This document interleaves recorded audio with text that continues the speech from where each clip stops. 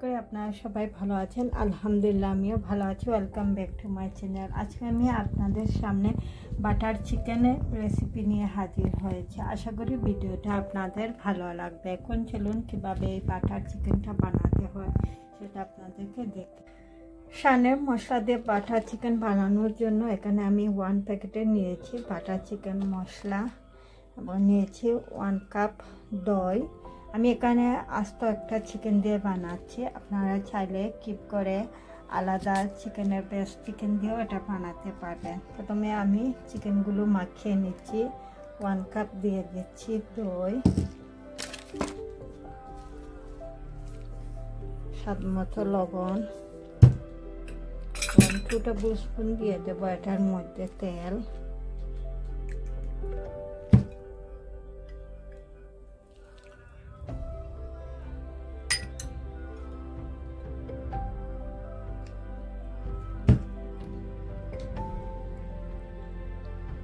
তারপর অর্ধেক লেবুর রসটা দিয়ে দিচ্ছি। আর চাইলে লেবুর রসের পরিবর্তে আপনারা ভিনেগারটাও দিতে পারবেন।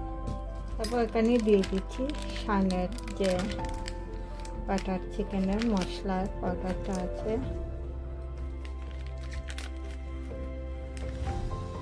এটাতে প্রায় 50 গ্রামের মতো মশলা আছে। এগুলোকে মাখিয়ে 1 আওয়ার কিংবা 2 আওয়ার্সের জন্য এগুলো রেখে দিতে হবে।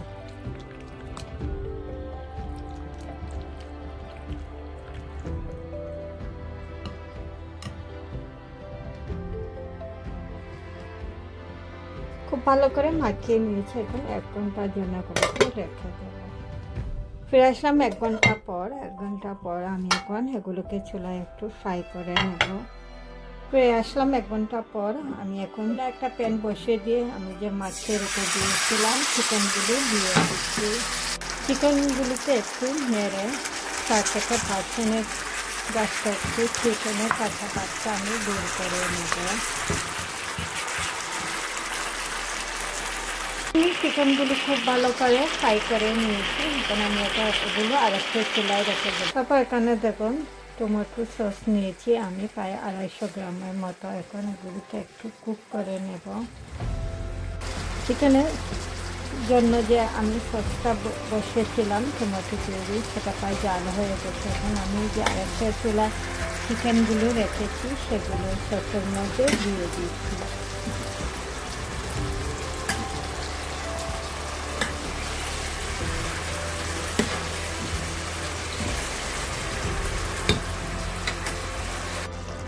সবগুলো চিকেন আমি দিয়ে দিয়েছি মশলার মধ্যে।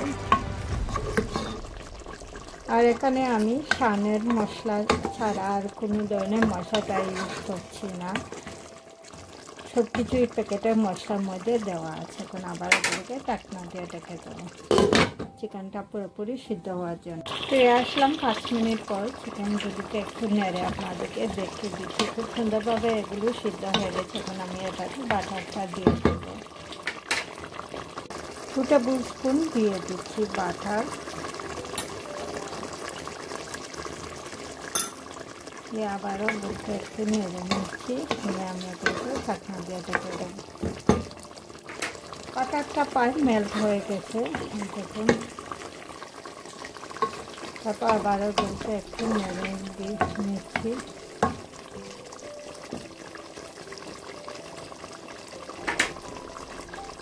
চিকেনটা প্রায় তৈরি হয়ে গেছে। এখন আমি এটাকে দিয়ে দিচ্ছি ডাবল ক্রিমটা দিয়ে এগুলোকে নেড়ে নিচ্ছি। এখানে 300 গ্রামের মতো আছে ডাবল ক্রিম। আমি অর্ধেকটা দিয়ে দেবো। দিয়ে আরও 5 মিনিট এগুলোকে চুলার উপরে রেখে দেবো। আসলাম আরও 5 মিনিট পর। ঢাকনাটা সরিয়ে আপনাদেরকে দেখিয়ে দিচ্ছি। আজকে যে শানের মশলা দিয়ে আমি বাটার চিকেনটা বানিয়েছি সেটা প্রায় তৈরি হয়ে গেছে। এখন চুলা থেকে নামিয়ে আপনাদেরকে পরিবেশন করে দেখিয়ে দিচ্ছি কীরকম হয়েছে আজকের এই বাটার চিকেন রেসিপি।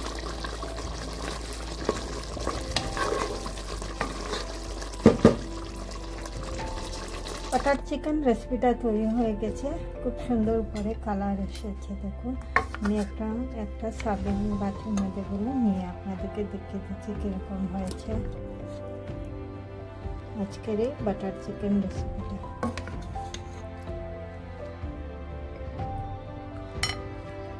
চিকেন দিয়ে বানানো বাটার চিকেনের রেসিপিটা তৈরি হয়ে গেছে এবং আজকে আমি এটা শানের বাটার চিকেন মশলা দিয়ে বানিয়েছি। আশা করি ভিডিওটা আপনাদের ভালো লাগবে, আর ভালো লাগলে লাইক কমেন্ট এবং ফ্রেন্ডদেরকে শেয়ার করবেন। আর যারা এখনও আমার চ্যানেলটাকে সাবস্ক্রাইব করেন না, আশা করি নতুন আরও ভিডিও দেখার জন্য আমার চ্যানেলটাকে সাবস্ক্রাইব করতে ভুলবেন না। আমি বাটার চিকেনটা পরোটার সাথে পরিবেশন করেছি। আপনারা চাইলে পোলাও, সাদা ভাত, নান রুটি সব কিছুর সাথেই খেতে পারবেন এই বাটার চিকেন রেসিপি।